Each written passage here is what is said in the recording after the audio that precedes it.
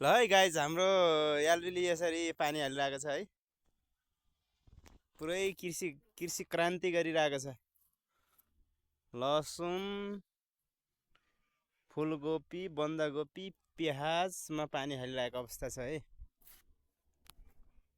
सेतै छर्केको के हो भनेर भन्नु होला। यो हेर खरानी हो, खरानी खरानी। यसरी काम भइरहेछ है।